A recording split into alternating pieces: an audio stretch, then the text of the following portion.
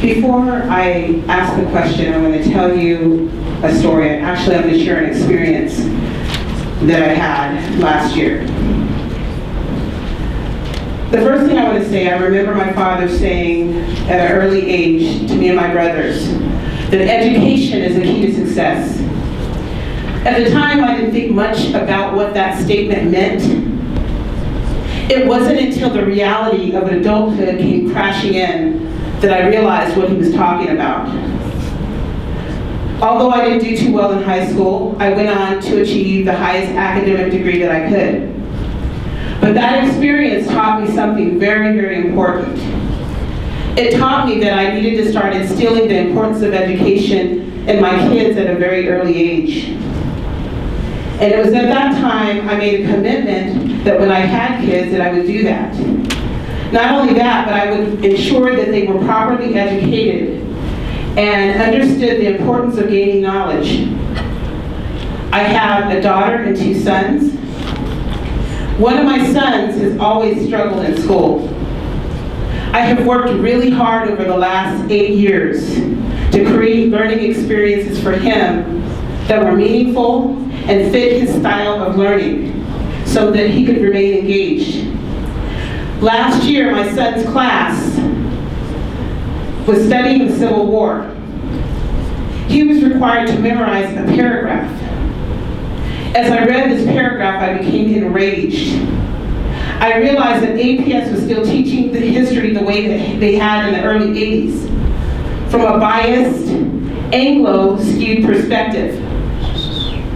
The stories of the black leaders during the time that made history by resisting oppression, their voices weren't being heard because their stories weren't being told.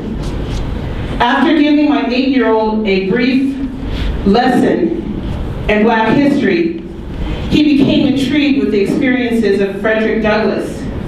So I rewrote the paragraph he was supposed to memorize based on Frederick Douglass's experiences and his contribution to our people's history. My son memorized the entire paragraph and aced the test. He was so proud. Now, most of the books right now, as a 9-year-old that he chooses to read, are biographies based on the black historical leaders in history. Because in their struggles and successes, he sees himself. And now he has a desire to learn. And at 9 years old, he truly understands the importance of getting his education. My son, at age 8, experienced a small success in school. But I'm not naive. I know that this fight for our voices to be heard is far from over. So as you reflect on my story, my question to you is, why is race a predictor of success for students in APS? Thanks, appreciate it a lot. First of all, let me explain a little bit. When we talk about the concept of prediction is like a cause and effect. And I can guarantee you that race is not a predictor of success, okay? I can see that all across the board here in terms of people of different race who are very, very successful. But it is a correlation. So there is some correlation here, okay? So why do we have a correlation of race and success, okay? And part of that is because we don't have an equitable system in our education process to enable all the people to feel value-added, okay? Everybody needs to feel value-added. And so the point of what I'm trying to say is this: be real careful with the terms prediction, because prediction is a cause and effect. And I don't believe that. You are very successful. You are of a different race than I am. I'm very successful. But that doesn't mean everybody. So there's a correlation there, and that's what we have to deal with. We have to deal with how we address the individuals as individuals, not as a member of a race. And that's part of what we have to do with policies, it's part of what we have to do with procedural directives, and it's part of what we have to do with all of our cultural proficiency education of our staff members, of our parents to some extent, and of our students. Okay? So I don't believe it's a predictor, but I can guarantee you that we do see correlation. And in my district, District 7, I'll give you an example. We have about 120 Hispanics at North Star. They have a 90% proficiency. Okay, that's almost the same proficiency as in non-Hispanics. Why? It's because parents are involved. Why do you guys at Penn United for Education, parents are involved? And that's what's going to help us get out of this problem with this correlation thing, is to have our parents involved. And so that's why I appreciate Families United for Education for doing this. So thank you very much.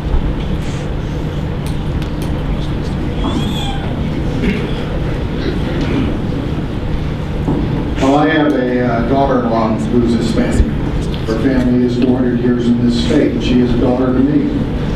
I don't think race is a predictor, as Dr. Piercy just said. My daughter-in-law got her bachelor's degree in nursing, became an RN. She went back to school a couple of years ago after she married my son, and she got her master's degree, and she is now a nurse practitioner. So she is an example that race is not a predictor at all of student success. She's a very successful nurse practitioner, she's a successful nurse, and she's a successful woman, individual. I think when we start saying race is a predictor, we're making excuses. And APS shouldn't be making excuses saying, well, we have a very high minority population. APS is a member of the Council of Great City Schools. These are mostly large urban school districts across the country, predominantly majority districts throughout the country. We are working with these school districts to look at best practices across the district to try to improve education for all students. Now, if you look at the results, there are problems. We have a huge education gap between Hispanics and Anglos, between blacks. But there's also an education gap, believe it or not, between Asians and Anglos. Guess what? They're higher.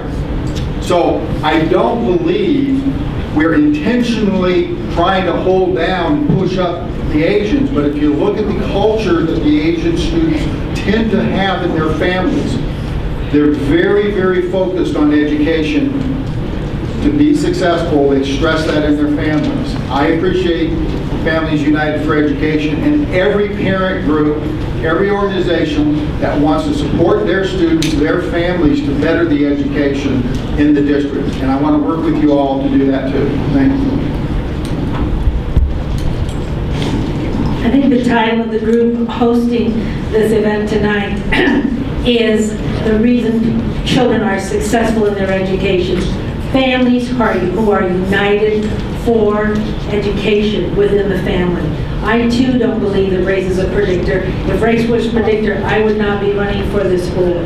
I know myself that my parents, both, my father is 87 years old, my mother is 84 years old. And for Hispanics of that age, both of them have their degrees and their master's degrees.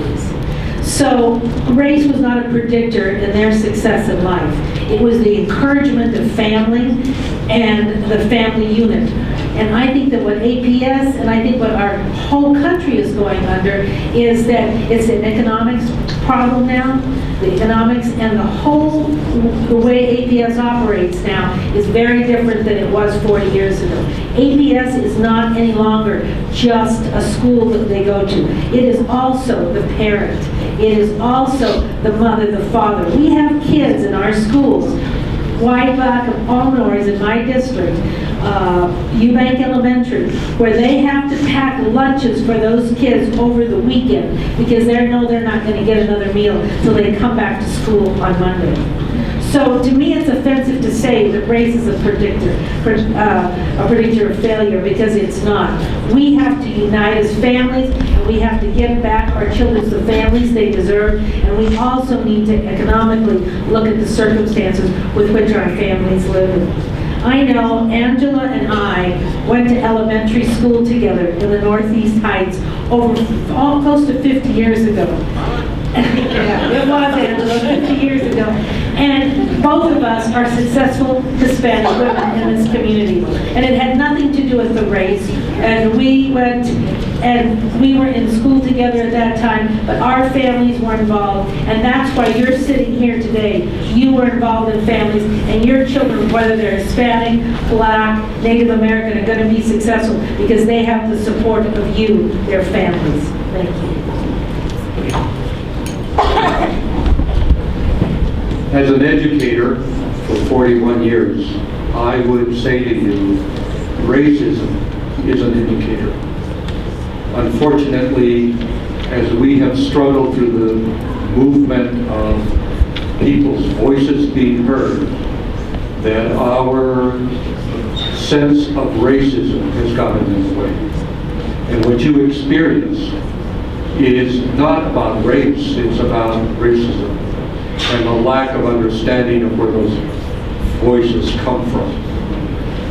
As a Chicano who barely spoke English, there were teachers who said I would not succeed. I don't blame them. They did not understand and they came from a different era. As an educator, I heard all the time, those parents don't care. That's racism. I have never, ever met a parent who did not care. I have met parents who do not have skills to understand how the system works. I have parents who have been alienated. I have stories of kids who, not my kids, but kids who can't drive through the streets of Albuquerque without being pulled over. And then we expect them then to learn this system of education. It is voices that we have to call forth.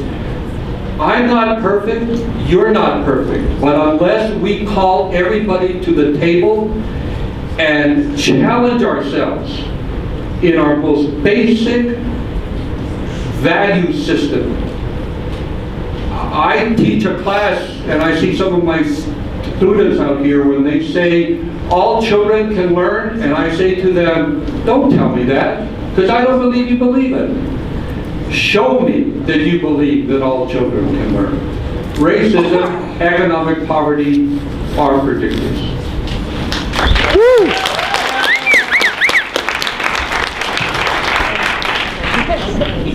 Now, it may seem like it's a predictor, but it shouldn't be. And I want to ask everybody a question. How many of you had breakfast this morning? How many of you had lunch this morning? Have you had dinner? Okay. Do you have a warm place to sleep? Okay. A bath? Clothes? Those are predictors. We need to start taking care of all our students. I see students that come into school ready to learn, but have not had a proper meal. They haven't had a bath. They haven't had sleep. They haven't had the basic needs filled for them. Now, those are predictors of failure for APS. Now, how do we do that? How do we help solve that? All of us together. Parents, creating a parent and family friendly environment, helping families help their students. Student success doesn't start at school, it starts at home. And that's the bottom line. We need to start helping our families create successful students. In case a lot of you don't know what I've done in the last 30 some odd years, I was the one that came back and I graduated from West Mesa High School barely, went to Eastern New Mexico University and failed. Came back home and couldn't understand why I was a failure. And so what I did is I went to YDI and I started a gang intervention program. I have an award-winning gang intervention program. So I can tell you for a fact that all the kids that were in my gang intervention program were Black and Hispanic. And I thought, wow, it's got to be a race thing. This is what I'm upset about this, right? And it motivated me to learn and to work with these kids. And then one day, because I use art and theater and film to inspire and to teach these kids, I realized that it wasn't a race thing at all, and that it was a confidence thing. And that I was lacking in confidence thing, and these kids were going up in the barrio with no confidence whatsoever. My kids now who went to APS schools, my own children now, they went to Marianne Bickford, they went to Truman High School. And the thing about you is, what's important about you is it takes a village to raise a village. I can only do so much for my children, but I have to send them off to APS or to a school to help me while I'm helping other people's children, and that's what I continue to do. I still have programs through YPI.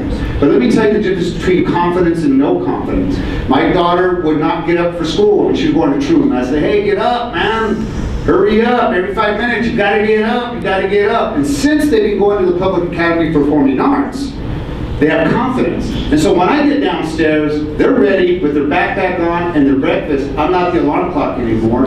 They motivate themselves. We need to figure out how and why these charter schools are successful, and we need to be able to do that for the APS school kids, because that's why I'm here, and that's how we make a difference. With confidence, smaller classrooms. I'm sorry that I got to throw a lot of stuff in right now because I got to leave, because a lot of you know I'm an actor on Breaking Bad, and I got to go shoot tonight, right? But I wanted to let you know that these are the important things to me. And if we don't look at kids and try to give them and build them confidence, then we're never going to go anywhere, right? And we got to start looking at how do we motivate our children? How do we get themselves up in the morning, right? And what you did for your son, you motivated him. He had confidence in himself. So when you taught him what Frederick Douglass done, he's like, man, I have confidence in myself now. So he was able to do that. It has nothing anymore to do with that. But that is the strength, and that is what's going to get us to go forward. That's how we're going to change these numbers. That's how we're going to change the achievement gap in Albuquerque and in New Mexico and throughout the country. All right? That's what I think. Get it. Woo!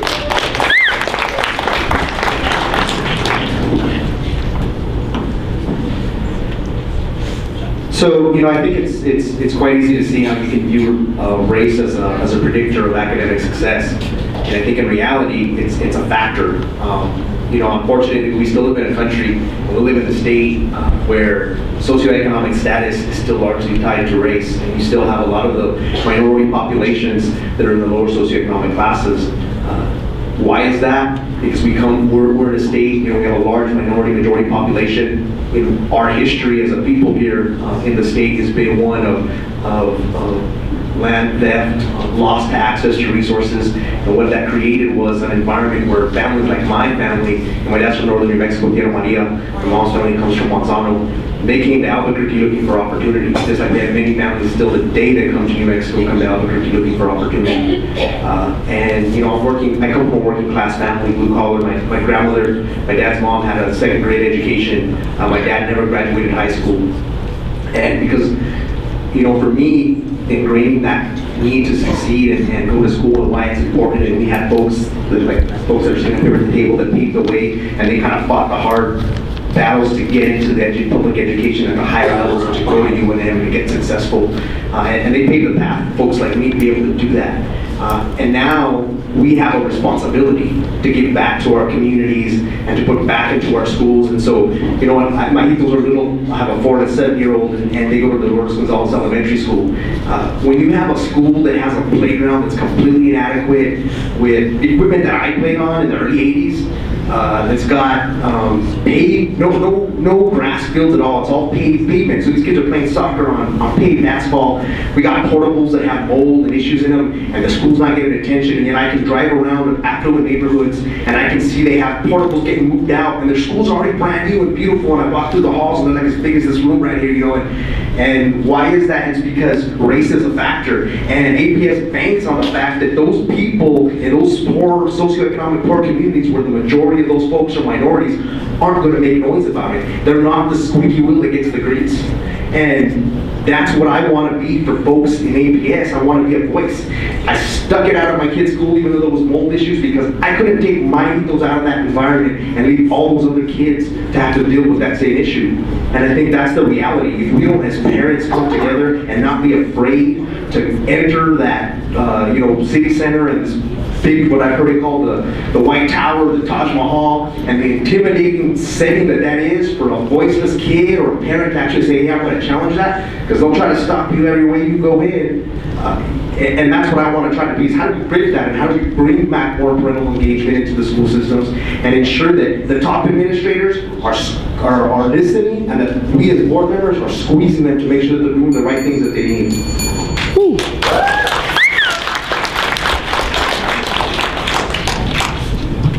A little earlier, I told Albuquerque I was hoping for some easier questions.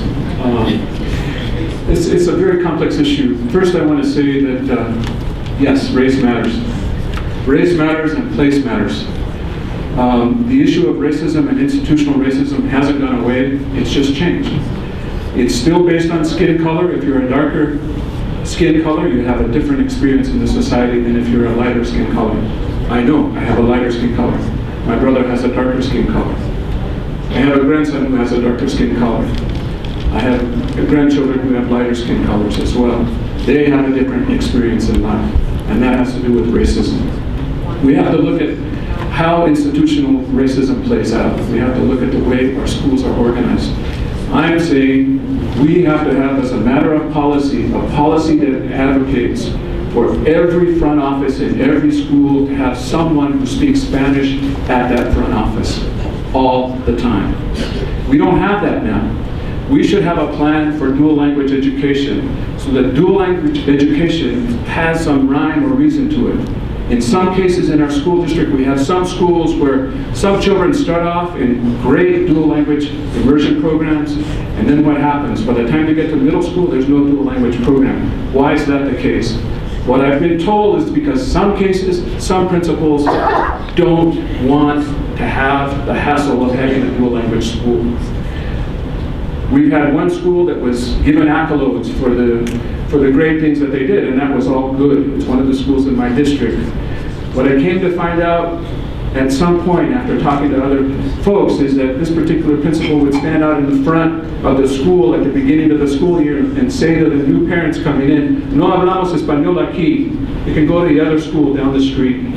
And that's what they did. That's wrong. That's an injustice. That's racism. So let's be clear on what the issues are. We have to understand why it is that in some high schools we have a dropout rate of 54%, 56%, 52%. We know that nationally, Hispanics drop out of high school before the 10th grade. Do we keep that data? No. Why not? I've been asking that question over and over again. I'm one of 7 members. I keep wanting to get people to work with me on this. We have to organize our budget to address the achievement gap.